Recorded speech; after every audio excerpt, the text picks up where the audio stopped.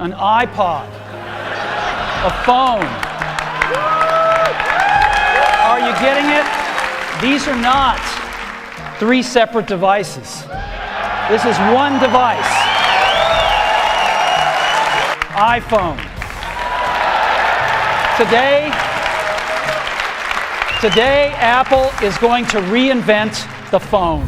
스마트폰 대중화의 시작을 알렸던 첫 아이폰의 출시 이후 스마트폰은 지난 20여 년 가까이 하드웨어적 혁신을 이루어 왔습니다. 매년 칩셋의 성능은 향상되고 화면의 크기는 더 커졌으며 특히 스마트폰 카메라의 발전은 2000년대 유행했던 디지털 카메라와 렌즈 교환식 카메라를 이제 더 이상 대중은 굳이 찾지 않는 전문가들의 전유물로 만들었습니다. 이렇게 매해 거듭되는 스마트폰의 눈부신 발전은 셀링 포인트가 되었고 소비자들은 기꺼이 지갑을 열었던 것입니다. 하지만 어느덧 스마트폰 시장은 성숙기를 지나왔고 소비자들은 이전에 느꼈던 것만큼 혁신을 느끼지 못하고 있습니다. 스마트폰의 교체주의가 늘어난 것도 필연적입니다. 지금도 칩셋의 성능은 매년 훼손되고 있지만 전화, 웹서핑, SNS 등 일상적인 영역에서는 체감이 어려운 수준이 되었고 지난 수년 동안 애플과 삼성이 셀링 포인트로 삼았던 카메라 화질 또한 모바일로 촬영하여 모바일로 소비하는 패턴화에서 예전과 같은 혁신을 느낄 수 없게 되었습니다. 그렇다면 스마트폰에서 혁신은 더 이상 보기 어려운 것일까요? 물론 UI와 AI 등 소프트웨어적인 혁신이 여전히 이루어지고 있습니다. 하지만 지금껏 소비자들의 구매 욕구를 일으켰던 것은 디자인, 카메라, 칩 성능, 디스플레이, 배터리 등 주로 하드웨어적인 혁신이었습니다. 그도 그럴 것이 소비자들이 새로운 휴대폰 구매 욕구를 느끼는 시점은 사용 중인 디바이스의 하드웨어적인 고장이나 아쉬움을 발견했을 때거든요. 소비자들은 여전히 하드웨어의 혁신을 기대합니다. 그러나 더 빠른 성능, 더 좋은 카메라는 대중에게 예전만큼 감흥을 주지 못하고 있으며 소비자들은 한 가지 불만을 계속해서 이야기하기 시작합니다. 여러분은 공감하십니까? 바로 스마트폰이 너무 무겁다는 것입니다. 스마트폰이 너무 무겁다는 불만은 소비자들의 엄살이 아닙니다. 실제로 스마트폰은 성숙기에 이르기까지 계속해서 무거워졌습니다. 더 큰 디스플레이, 더 많은 카메라, 더 큰 배터리를 더 고급감 있는 소재에 담아내야 했고 디바이스는 더 무거워질 수밖에 없었습니다. 그러다 아이폰 14 프로맥스에 이르러서는 240g이라는 역대급 무게를 기록하며 소비자들의 심리적 저항선을 시험하기도 했습니다. 그러나 2025년 변화가 감지됩니다. 바로 새로운 라인업인 갤럭시 S25 엣지와 아이폰 에어의 출시입니다. 두 모델은 기존의 방식과는 반대로 성능을 희생하고 대신 얇은 두께와 가벼운 무게를 얻었습니다. 앞으로 스마트폰 디바이스의 혁신은 더 좋은 카메라가 아닌 초슬림 디자인을 만들어내는 것임을 예고하는 듯 했습니다. 앞으로 초슬림 디자인은 엣지 모델과 같은 일부 모델에 한정되지는 않을 것입니다. 이미 출시한 삼성전자의 갤럭시 폴드 7은 초슬림 디자인을 위해 S펜을 포기하는 강수를 두었고 우려와 달리 더욱 가벼워진 무게와 얇아진 두께로 호평을 받았습니다. 그러나 사실 초슬림 스마트폰이 아직 대다수의 대중을 설득하는 데에는 어려움이 있어 보입니다. 문제는 가격입니다. 이번에 출시된 아이폰 에어에서는 초슬림 디자인을 위해 싱글 카메라와 모노 스피커를 탑재하는 등 기본 모델 대비 일부 스펙을 덜어냈는데 오히려 가격은 기본 모델보다 꽤나 더 비싸거든요. 아이폰 17 사전 예약에서 가장 인기가 있는 모델은 일반 모델이고 아이폰 에어는 공개 전 예상했던 것과 반대로 인기가 저조한 것으로 보입니다. 초슬림 모델이 일반 모델보다 더 비싼 것은 갤럭시에서도 동일합니다. 결국 소비자들은 기본 모델보다 어딘가 부족한 제품을 더 비싸게 주고 사는 것과 같은 찝찝한 기분을 극복해야 합니다. 과연 초슬림 스마트폰은 이러한 약점을 극복하고 과도기적 제품이 아닌 메인스트림 모델로 자리 잡을 수 있을까요? 시청해주셔서